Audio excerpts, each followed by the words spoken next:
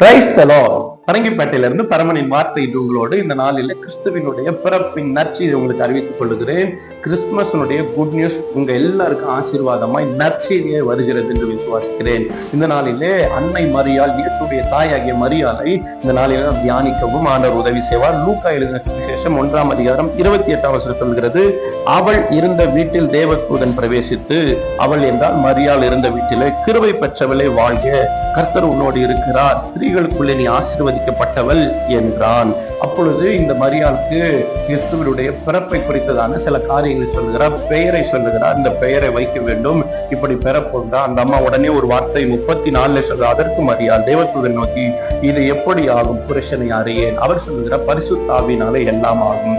எப்படி ஆகும் என்ற உங்களுக்கு கேள்வி இருந்தால், அவரால் கூடாதது ஒன்றுமில்லை, அவரால் எல்லாம் ஆகும் என்ற வார்த்தை இன்றைக்கு பிடித்துக் கொள்ளுங்கள். இந்த மரியாளுடைய கேள்வி எப்படி ஆகும்? இதே கேள்வி சகரியா கேட்கிறார், யோவான் தகப்பன் எப்படி ஆகும்? ஆனா அந்த கேள்வி, அந்த பிள்ளை பெற்றெடுக்கிற வரை நீ ஊமையனா இருப்பாய், பேசாதவனா இருப்பாய் என்று சொல்லி அந்த இடத்துல தண்டிக்கிறார். ஆனால் கிருபை பெற்ற மரியாள் அந்த தண்டனை இல்லாதபடி கிருபை அவர்களை பாவத்தை மன்னிக்கிறது, தவறை மன்னிக்கிறது. நீங்களும் கிருபை பெற்றதால் தான் இன்னைக்கு வரைக்கும் நீங்களும் நான் ஜீவனோடு இருக்கிறோம். எத்தனையோ பேர் இல்லாத நேரத்துல கிருபை உங்களை என்னை நடத்தவும் வாழவும் பண்ணியிருக்கிறது என்றால் அந்த கிருபையினால் ஆண்டவர் நிச்சயம் உங்களை மூடுவாராக.